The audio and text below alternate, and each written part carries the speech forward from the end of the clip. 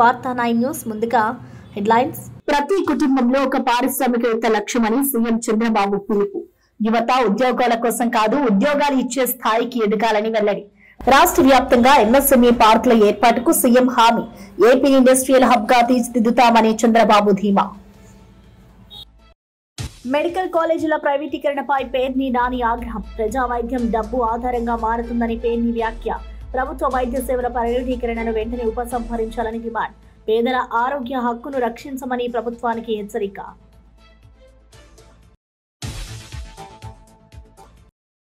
ఢిల్లీ పేలుళ్లకు బీజేపీని లాగడం దేశ ద్రోహమని ఎంపీ రఘునందన్ ఫైర్.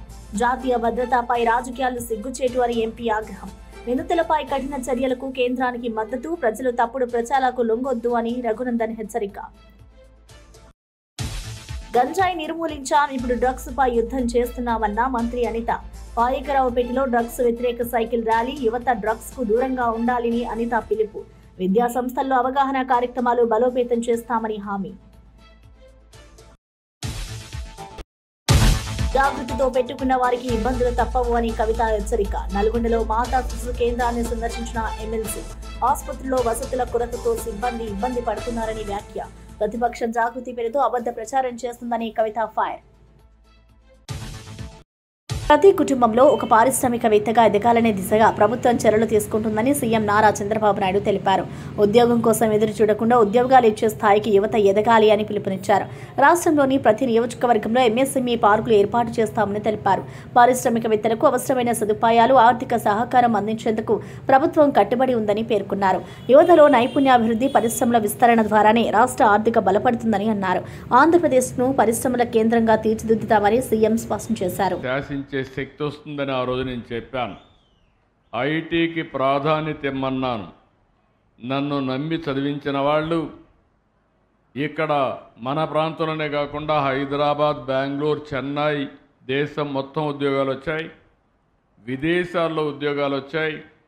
వీరందరినీ చూస్తే నేను గర్వపడుతున్నా. అందరికంటే ఎక్కువ తలసరి ఆదాయం సంపాదించే వ్యక్తులు తెలుగు జాతి అని చెప్పడానికి నేను గర్వపడుతున్నా.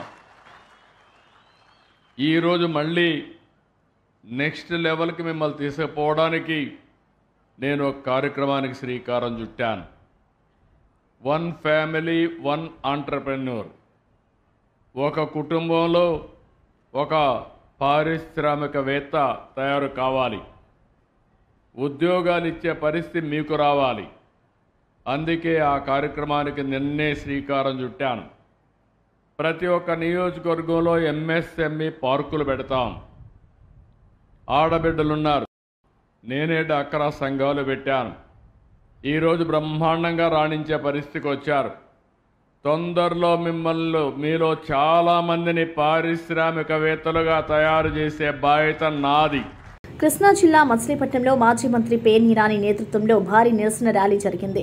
రాష్ట్ర ప్రభుత్వం మెడికల్ కాలేజీలను ప్రైవేటు రంగానికి అప్పగించడం తీవ్ర అన్యాయమని ఆయన విమర్శించారు. పేదలకు అందుబాటులో ఉన్న వైద్య సేవలను డబ్బు ఆధారితంగా మార్చే కుట్ర ఇది అని పేర్ని నాని మండిపడ్డారు. ప్రజా వైద్య వ్యవస్థను కూలగొట్టే విధానాన్ని వెంటనే ఉపసంహరించుకోవాలని డిమాండ్ చేశారు. ప్రైవేటీకరణతో వైద్య విద్య, చికిత్స ఖర్చులు పెరిగి సాధారణ ప్రజలకు భారమవుతాయని హెచ్చరించారు. ప్రజా ఆరోగ్యంపై ప్రభావం చూపే ఈ నిర్ణయాన్ని ప్రభుత్వం పునరాలోచించాలని కోరారు.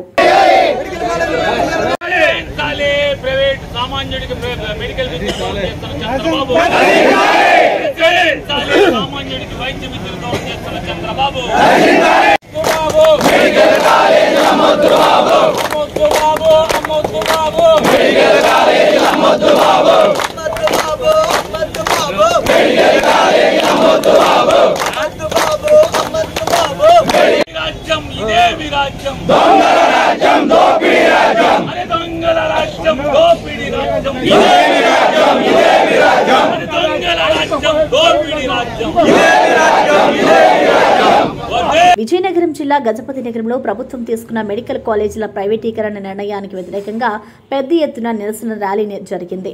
మాజీ ఎమ్మెల్యే బొత్స అప్పల నరసయ్య ఆధ్వర్యంలో అంబేద్కర్ విగ్రహం నుండి తహసీల్దార్ కార్యాలయం వరకు నినాదాలతో ర్యాలీ కొనసాగింది. విద్యార్థులు, వైద్య సిబ్బంది, ప్రజా సంఘాల ప్రతినిధులు పెద్ద సంఖ్యలో పాల్గొన్నారు. ప్రైవేటీకరణ వల్ల సామాన్య ప్రజలకు వైద్యం అందుబాటులో ఉండదు అని నినాదాలు చేశారు.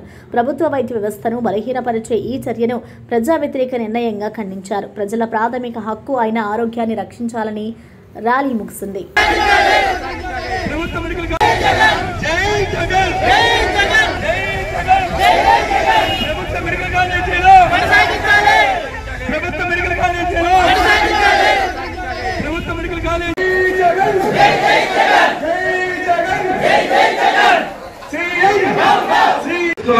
అయినప్పుడు కూడా మనకి భవిష్యత్తులో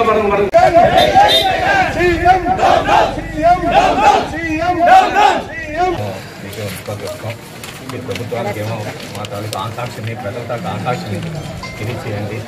ఈరోజు ఎందుకంటే ఇది పేదవాళ్ళకి సంబంధించిన కాలేజీలు, పేదవాళ్ళ తాలూకు పిల్లలు కానివ్వండి, పేదవాళ్ళ తాలూకు వైద్యం కానివ్వండి, ఈరోజు చాలా ముఖ్యం. కాబట్టి ఏదైనా ప్రభుత్వ అధికారులు వస్తే పేదవాళ్ళని ఆలోచన చేయాలి. కాబట్టి మరి ఈ కాలేజీలన్నీ కూడా పేదవాళ్ళకు సంబంధించినవి కాబట్టి తప్పనిసరిగా ఈ 17 కాలేజీని ప్రభుత్వం కొనసాగించాలని వైఎస్ఆర్ కాంగ్రెస్ పార్టీ డిమాండ్ చేస్తుంది.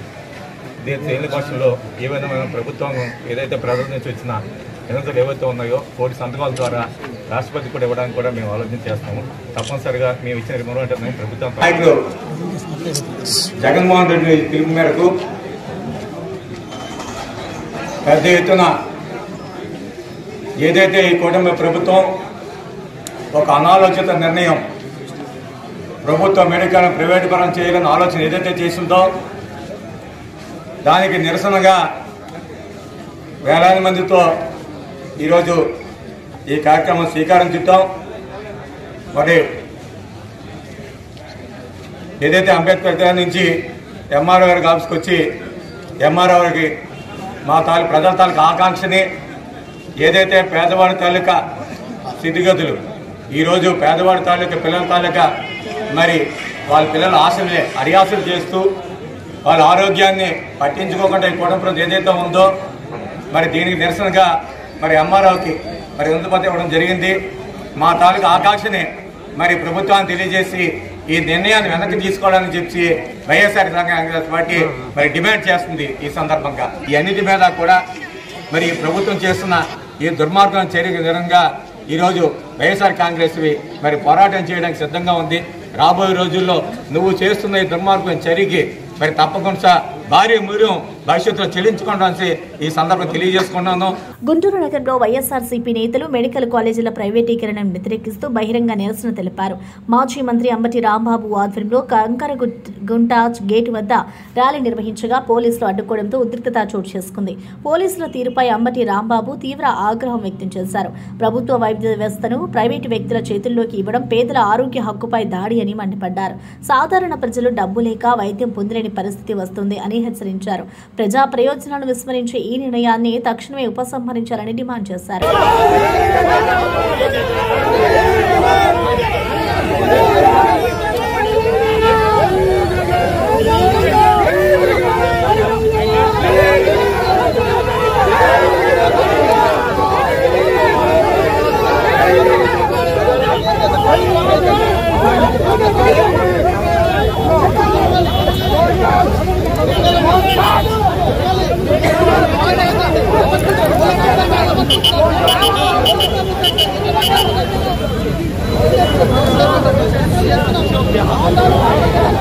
జై జై జగన్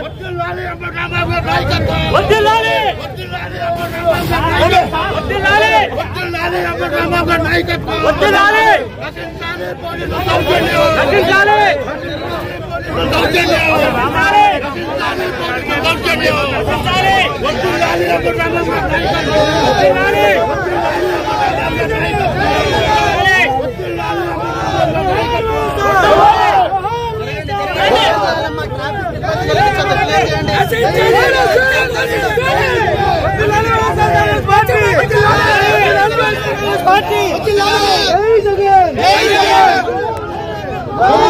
అనంతపురం జిల్లా తాడిపత్రిలో మెడికల్ కాలేజీల పీపీపీ విధానానికి వ్యతిరేకంగా ఉద్రిక్త పరిస్థితులు నెలకొన్నాయి. మాజీ ఎమ్మెల్యే కేతిరెడ్డి పెద్దారెడ్డి ఆధ్వర్యంలో యాడికిలో నిరసన ర్యాలీకి బయలుదేరగా పోలీసులు ఆయనను స్వగృహం వద్ద అడ్డుకున్నారు. దీనిపై పెద్దారెడ్డి ఆగ్రహం వ్యక్తం చేస్తూ ప్రజల హక్కులను అణగదొక్కే విధంగా ప్రభుత్వం వ్యవహరిస్తుందని తీవ్రంగా విమర్శించారు. ప్రజా వైద్య వ్యవస్థను ప్రైవేటీకరించడమే పేదలకు వైద్యం దూరం చేయడమని మండిపడ్డారు. ప్రజల ప్రాణాలపై ప్రయోగాలు చేసే ఈ ప్రభుత్వానికి మేము తలవంచామని హెచ్చరించారు. తాడిపత్రిలో కొంతసేపు పరిస్థితి ఉద్రిక్తంగా మారింది. దానిపైన ఆ ప్రోగ్రామ్ కు నాకు తాడిపత్రిలో పర్మిషన్ ఇవ్వండి అని అడగడం జరిగింది. అందులో భాగంగా రాత్రి 10:30కు మీరు ఎనీ మండల్ ఎక్కడన్నా కానీ ప్రోగ్రామ్ చేసుకోవచ్చని స్టేషన్ ఆఫీసర్ అయినటువంటి సిఐ గారు నాకు మేలు పెట్టడం జరిగింది.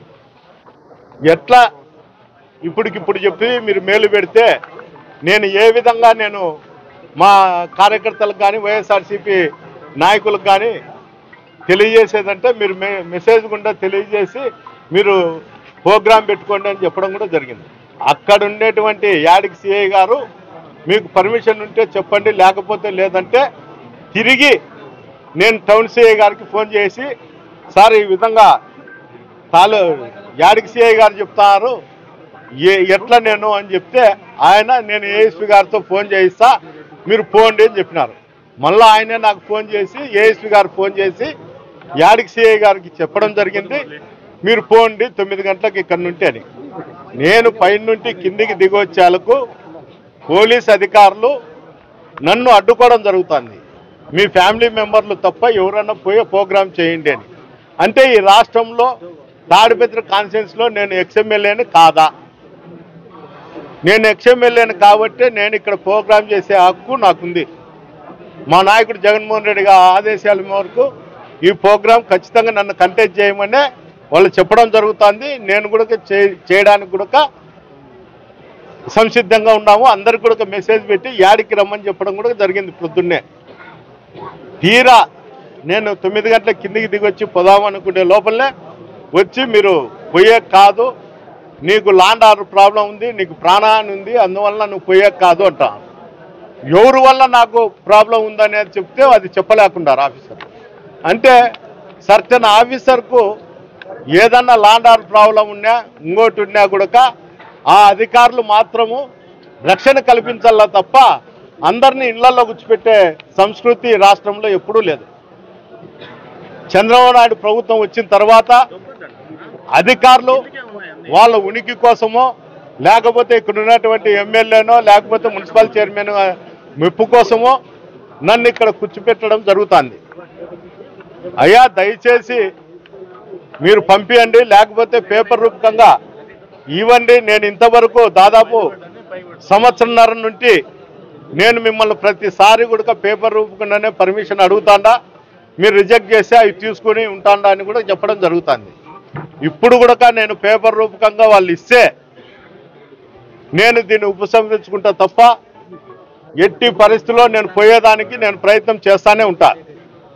వాళ్ళు ఏమన్నంటే అక్రమ కేసులు 2019లో నేను ఓడిపోయినప్పుడు చాలా మంది నన్ను హేళన చేశారు, కానీ నేను దాన్ని సవాలుగా తీసుకున్నాను అని మంత్రి నారా లోకేష్ అన్నారు. జీవితంలో ఎన్నో కష్టాలు ఎదుర్కొన్నా ప్రజల విశ్వాసమే తన విజయానికి కారణమని తెలిపారు. మొన్న జరిగిన ఎన్నికల్లో రాష్ట్ర చరిత్రనే అత్యధిక మెజారిటీతో గెలవడం ప్రజల ఆశీర్వాదం వల్లే సాధ్యమైంది అని అన్నారు. ప్రజల కోసం చేసిన సేవ ఎప్పుడూ వృధా కాదని లోకేష్ వ్యాఖ్యానించారు.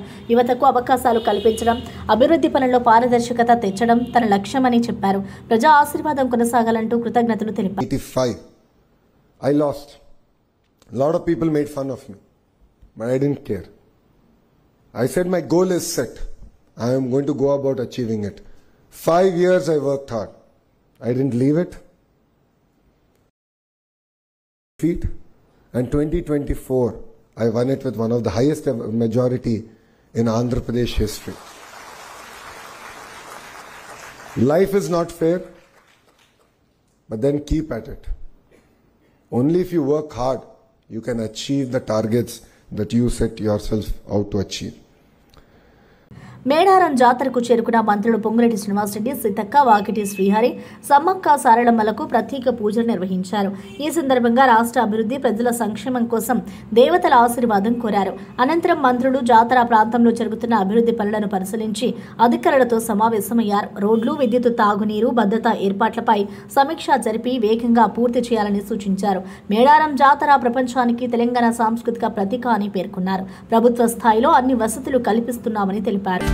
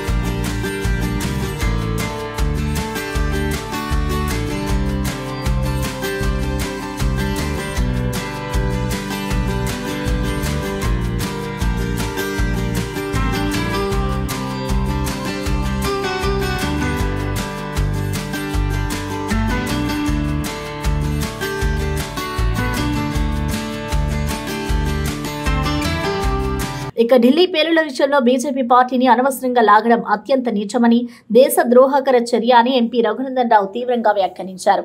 జాతీయ భద్రత వంటి సున్నితమైన విషయాల్లో రాజకీయ లాభం కోసం తప్పుడు ప్రచారం చేయడం సిగ్గుచేటని ఆయన అన్నారు. దేశం కోసం రక్తం చిందించే సైనికుల త్యాగాలను గుర్తు చేసుకుంటూ ఇలాంటి ఘోర సంఘటనలపై సమైక్యంగా స్పందించాల్సిన సమయం ఇది అని పిలుపునిచ్చారు.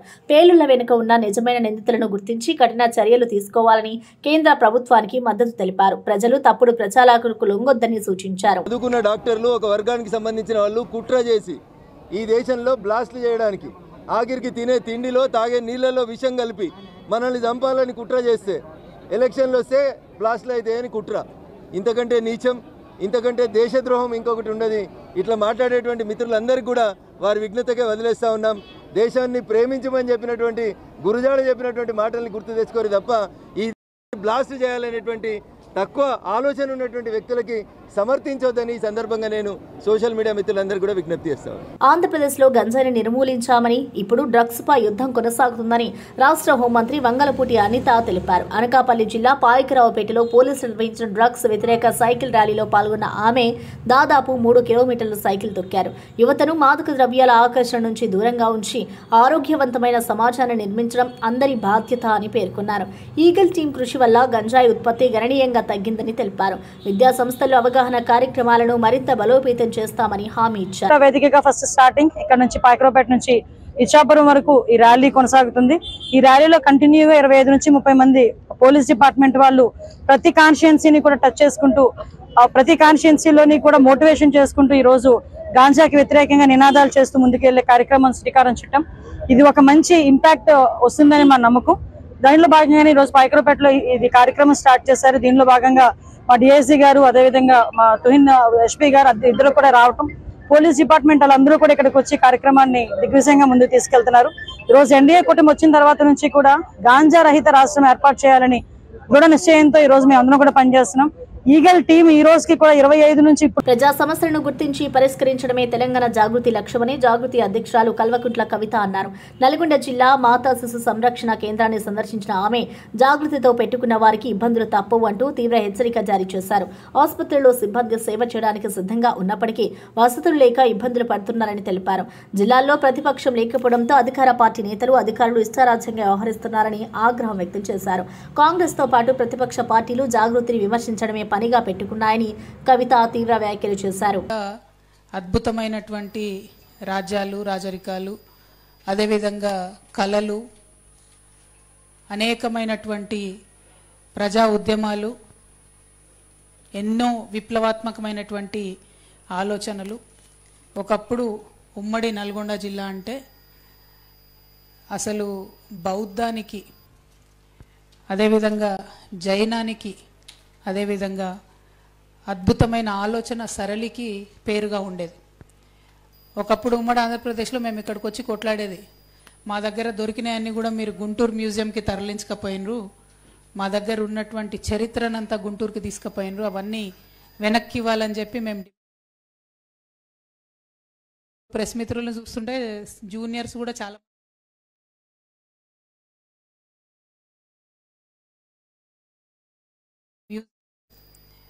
అక్కడ ఉన్నటువంటి వాటిని కూడా అనేక స్తూపాలను గుంటూరుకి తీసుకుపోయినారు. అప్పుడు అమరావతి అక్కడ మేము ఎస్టాబ్లిష్ చేసుకోవాలి, అక్కడ మ్యూజియంలో పెట్టుకోవాలని చెప్పి.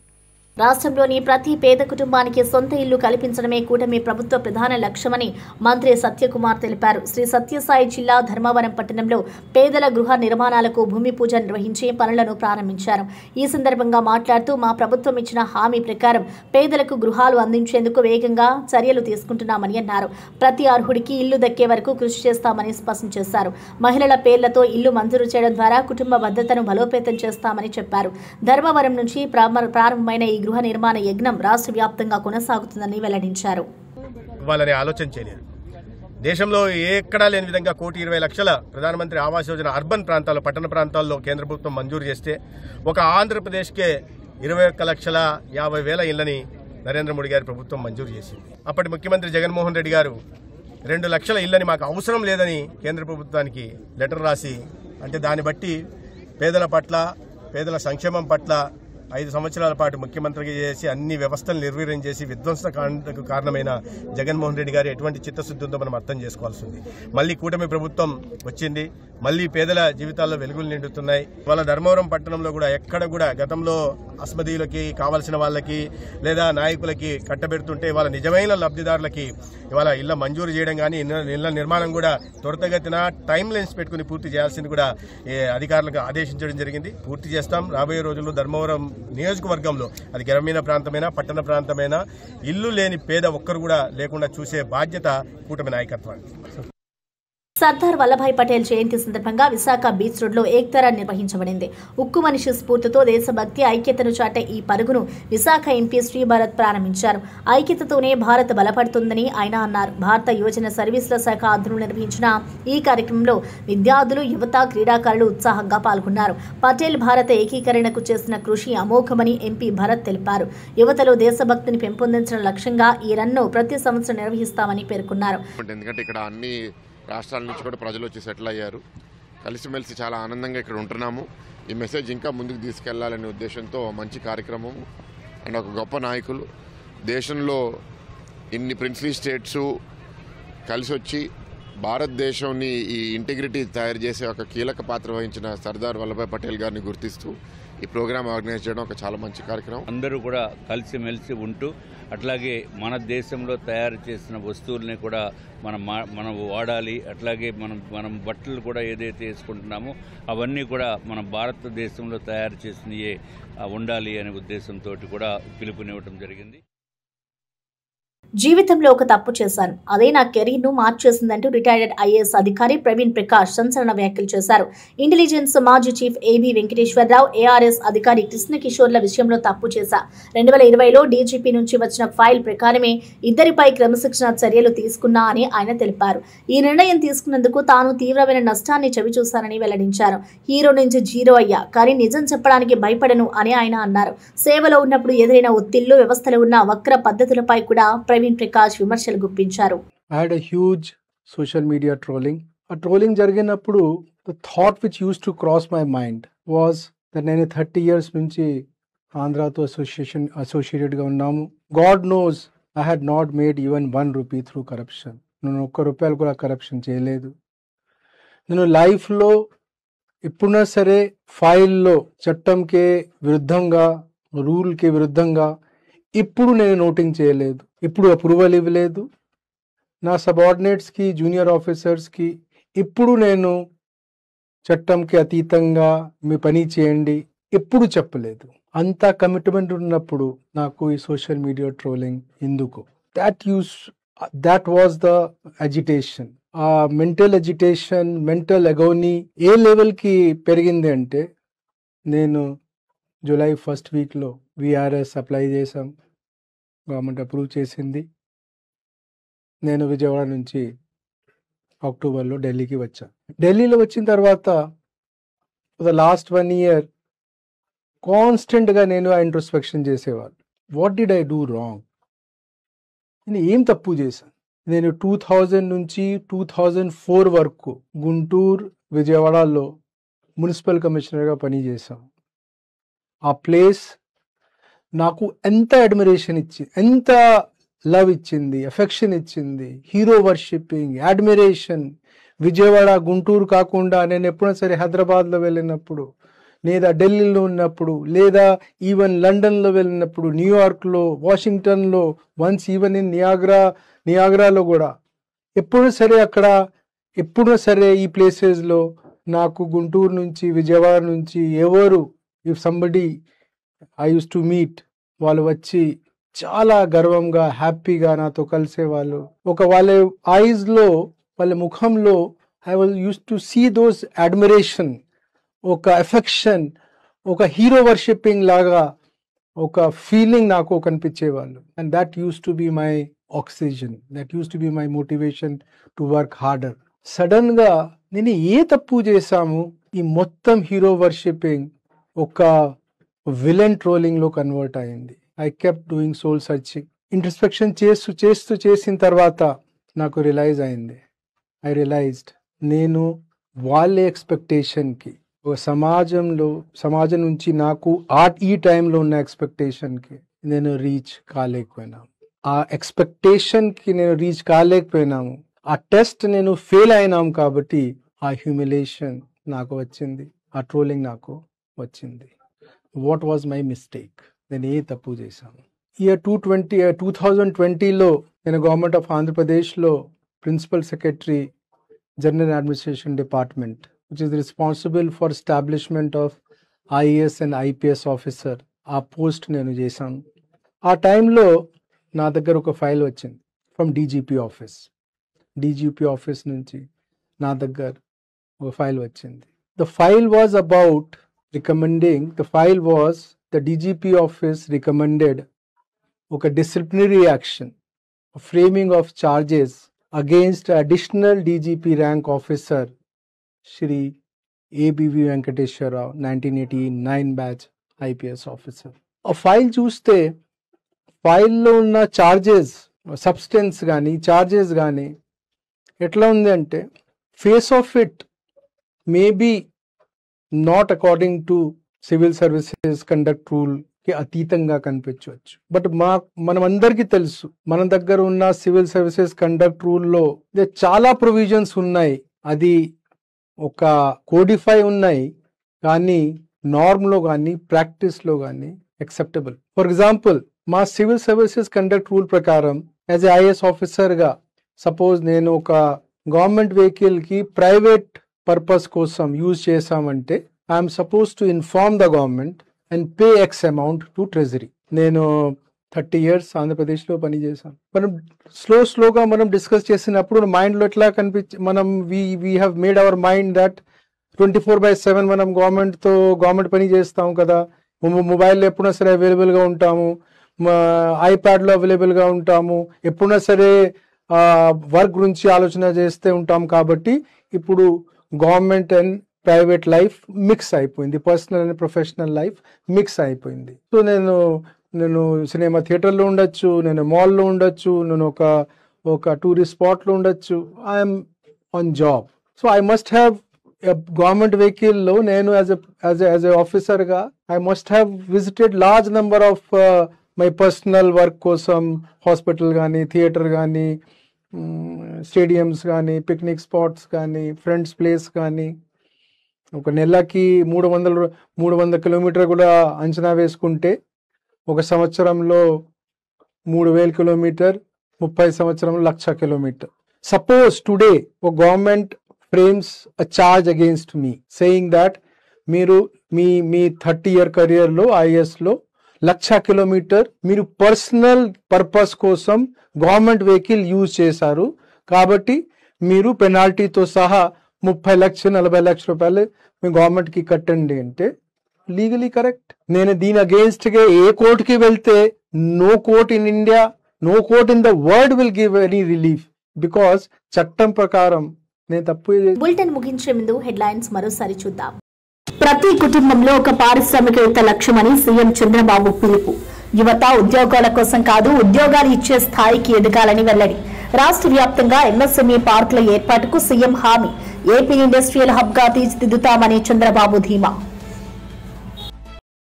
మెడికల్ కాలేజీల ప్రైవేటీకరణపై పేర్ని నాని ఆగ్రహం. ప్రజా వైద్యం డబ్బు ఆధారంగా మారుతుందని పేర్ని వ్యాఖ్య. ప్రభుత్వ వైద్య సేవల ప్రైవేటీకరణను వెంటనే ఉపసంహరించాలని డిమాండ్. పేదల ఆరోగ్య హక్కును రక్షించమని ప్రభుత్వానికి హెచ్చరిక.